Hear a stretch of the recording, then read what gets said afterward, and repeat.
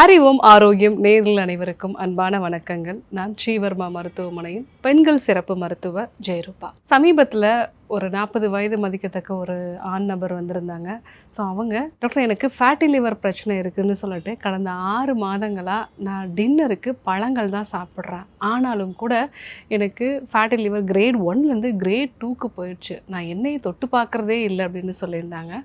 So பழங்கள் சாப்பிட்டா fatty liver அதிகமாகுமா? அதை பற்றி நம்ம இன்றைக்கி பார்க்க போகிறோம். அது மட்டும் இல்லாமல் நம்மளுடைய லிவரை டீடாக்ஸ் பண்ணுறதுக்கான 10 விதமான உணவுப் பொருட்களையும் நம்ம பார்க்க போகிறோம்.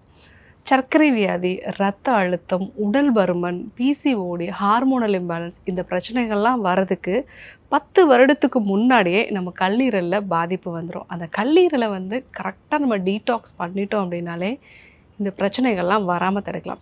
கல்லீரல்னு சொன்னால் நம்ம எல்லாருக்கும் என்ன ஞாபகம் வரும்? மஞ்சள் காமாலை அப்படிங்கிற ஒரு விஷயந்தான் ஞாபகம் வரும். பட் கல்லீரல் நம்ம பாடியில் மிக முக்கியமான ஒரு வேலையை செய்யுது. அது என்னென்னா டீடாக்ஸ். உடம்புல இருக்கக்கூடிய கழிவுகளை வெளியேற்றக்கூடிய ஒரு வேலையை செய்யுது. அது மட்டும் இல்லாமல் கிட்டத்தட்ட 400 வகையான வேலையை கல்லீரல் செய்யுது. ஸோ கல்லீரலில் பாதிப்பு வந்ததுன்னா தான் அடுத்தடுத்து நம்ம உடம்புல ஒவ்வொரு உறுப்புகளாக பாதிக்கப்படுது. நம்ம உடம்புல 75% கல்லீரலை வெட்டி எரிஞ்சிட்டா கூட அது மீண்டுமே தன்னை மீள் உருவாக்கம் பண்ணிக்கும். அதாவது திருப்பியும் ரீஜெனுவேட் பண்ணிக்கும். ஸோ அந்த அளவுக்கு அது ஒரு ரீகாயிலிங் கெப்பாசிட்டி இருக்கக்கூடிய ஒரு உறுப்பு. ஸோ நம்ம உணவு முறைகளில் மாற்றுறதன் மூலமாக இந்த கல்லீரலை நம்மளால் புதுப்பிக்க முடியும். நம்ம உடம்புல ஓடக்கூடிய மொத்த ரத்தத்தில் 13% நம்மளுடைய கல்லீரலுக்கு தான் போகுது. ஸோ கல்லீரல் அப்படிங்கிறது எவ்வளோ இம்பார்ட்டன்ட் அப்படிங்கிறதுனால தான் நம்ம உடம்பு அதற்கு அதிகப்படியான ஒரு கவனத்தை கொடுக்குது. ஸோ கல்லீரலை சரி செய்கிறதுக்கான உணவு முறைகள். ஸோ முதல்ல முட்டைக்கோசு, அதே மாதிரி முள்ளங்கி, இந்த மாதிரி க்ரூசிஃபரஸ் வெஜிடபிள்ஸ், இதுதான் கல்லீரலுக்கு பெஸ்ட் டீடாக்ஸ் அப்படின்னே சொல்லலாம். ஸோ இந்த வகையான உணவுகளை வாரத்தில் 3 அல்லது 4 நாள் எடுத்துக்கிட்டோம் அப்படின்னா அதில் எடுக்கக்கூடிய சல்ஃபோரெஃபேன் அப்படிங்கிற வேதிப்பொருள் நம்ம கல்லீரலில் இருக்கக்கூடிய கழிவுகளை வெளியேற்றும். ஸோ மெயினாக குளூட்டதைன் அப்படிங்கிற ஒரு வேதிப்பொருள். ஸோ இதுதான் கல்லீரல் செல்களில் ஃபேஸ் 2 டீடாக்ஸ் அப்படிங்கிற ஒரு விஷயம் நடக்கும். ஸோ அந்த கழிவுகள் எல்லாத்தையுமே நீரில் கரையக்கூடிய ஒரு பொருளாக மாற்றி அதை சிறுநீரகங்கள் மூலமாகவும் பித்த நீர் மூலமாகவும் வெளியேற்றும். அந்த ப்ராசஸை இந்த முட்டைக்கோசு, அதே மாதிரி ப்ரோக்கோலி, முள்ளங்கி, இந்த வகையான உணவுப் பொருட்கள் எல்லாமே அதிகப்படுத்துது. ஸோ வாரத்தில் 3 அல்லது 4 நாட்கள் இதை எடுத்துக்கிறது நல்லது. ஆனால் இதை சமைக்காமல் எடுத்துக்கிறத தவிர்க்கலாம். மெயினாக தைராய்டு சம்மந்தமான பிரச்சனை இருக்கிறவங்க இதை சமைக்காமல் எடுத்துக்கிறத தவிர்க்கிறது நல்லது. ரெண்டாவதாக பசலைக்கீரை. இந்த பசலைக்கீரை நம்ம அடிக்கடி எடுத்துக்கிட்டோம் அப்படின்னா கல்லீரலில் தேங்கக்கூடிய ஹெவி மெட்டல்ஸ் அப்படின்னு நம்ம சொல்லுவோம். ஸோ இந்த மெட்டல்ஸ் தான் கல்லீரலுக்கு அதிகமான ப்ரெஷரை கொடுக்கும். நம்ம சாப்பிடக்கூடிய உணவுகளில் இது அதிகமாகவே இருக்குது. ஸோ இந்த கழிவுகளை வெளியிடுறதுக்கு கல்லீரலுக்கு கொஞ்சம் சப்போர்ட்டிவாக இருக்கிறது இந்த பசலைக்கீரை, அதே மாதிரி சிறுகீரை மாதிரியான உணவுப் பொருட்கள்.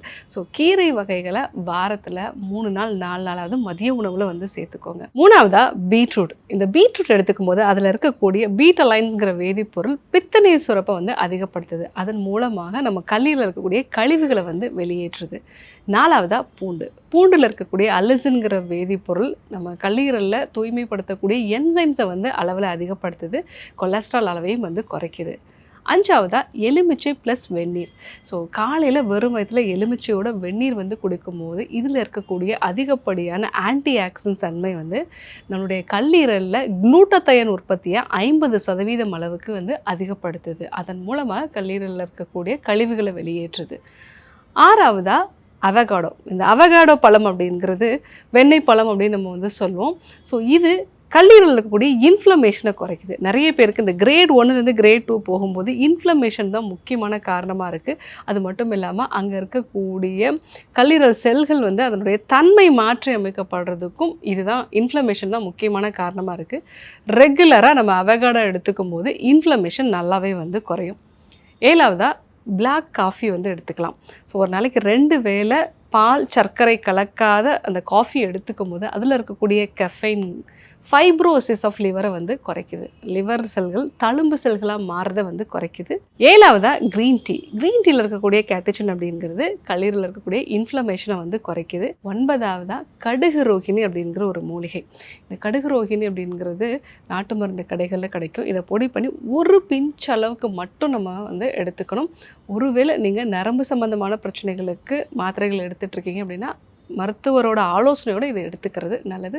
இதுவும் கல்லீரல் செல்களை புதுப்பிக்கக்கூடியது. 10வதா கருஞ்சீரகம்.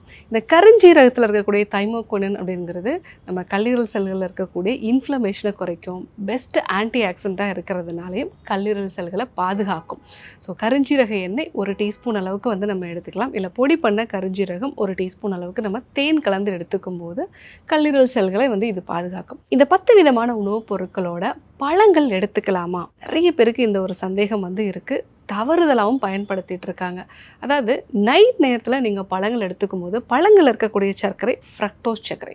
இந்த ஃப்ரக்டோஸ் சர்க்கரை அப்படிங்கிறத நம்ம உடம்புல கல்லீரலால் மட்டும்தான் சீரணம் பண்ண முடியும். குளுக்கோஸ் சர்க்கரையை உடம்புல தசைகள் வரைக்கும் கூட வந்து செரிமானம் பண்ணும். உடம்புல நிறைய அதற்கான வாய்ப்புகள் இருக்குது. ஆனால் ஃப்ரக்டோஸ் சர்க்கரையை ஒன்லி நம்முடைய கல்லீரல் மட்டும்தான் செரிமானம் பண்ணும். நைட்டில் நம்ம பழங்கள் சாப்பிட்டுட்டு அப்படியே தூங்கும் பொழுது டினோவா குளுக்கோனியோஜெனிசிஸ் அப்படிங்கிற ஒரு மெத்தட் இருக்குது. அதாவது இந்த ஃப்ரக்டோஸ் அதிகமாக இருக்கும்போது அதை ட்ரைக்ளிசரைடாக மாற்றி உங்கள் கல்லீரலை சுற்றி வந்து ஸ்டோர் பண்ண ஆரம்பிச்சிடும். ஸோ இதுதான் இந்த ஃபேட்டி லிவருங்கிறது கிரேட் 1லேருந்து கிரேட் 2 போனதுக்கான முக்கியமான காரணமாக இருந்தது. பட் பழங்களை பகல் நேரத்தில் நம்ம சாப்பிட்லாம். அதை ஜூஸாக எடுத்துக்கக்கூடாது. அதை அப்படியே கடித்து சாப்பிடும்போது நம்ம டே டைமில் நல்லா மூவிங்கில் இருப்போம். ஸோ அந்த டைமில் இந்த ஃப்ரக்டோஸ் ஈஸியாக வந்து நமக்கு டைஜஸ்ட் ஆகிடும். அதில் இருக்கக்கூடிய நார்ச்சத்துக்களும் நமக்கு ரொம்பவே நல்லது. பட் நைட்டில் நான் உடம்பு வெயிட்டை குறைக்கிறேன் அப்படின்னு சொல்லிட்டு வெறும் பழங்கள், அதுவும் அதிகமாக இனிப்பு இருக்கக்கூடிய பழங்கள் மட்டும் சாப்பிட்றது அப்படிங்கிறது உங்களுடைய கல்லீரலுக்கு பிரச்சனையை தான் வந்து கொடுக்கும்.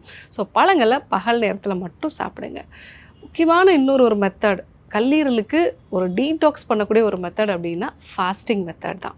ஃபாஸ்டிங் வாரத்தில் 1 நாள் இல்லை 2 நாள் 12 ஹவர்ஸ்க்கு மேலே நீங்கள் வந்து பண்ணும் பொழுது கல்லீரலில் இருக்கக்கூடிய செல்கள் எல்லாமே வந்து புதுப்பிக்கப்படும். ஸோ இன்றைக்கி கல்லீரலில் உண்டாகக்கூடிய பாதிப்புகள், ஸோ அதற்கான 10 விதமான உணவுப் பொருட்களை வந்து நம்ம பார்த்தோம். பழங்கள் சாப்பிட்டா ஃபேட்டி லிவர் அதிகமாகுமா அப்படிங்கிறதுக்கான ஒரு தெளிவான விளக்கமும் வந்து உங்களுக்கு கிடைச்சிருக்கும். கண்டிப்பாக ஃபாலோ பண்ணி பாருங்கள். யாருக்கெல்லாம் இது தேவைப்படுமோ அவங்களுக்கும் இந்த விஷயத்த சொல்லுங்கள். இதே போன்று இன்னொரு அற்புதமான தகவலோடு உங்களை சந்திக்கிறேன். நன்றி, வணக்கம்.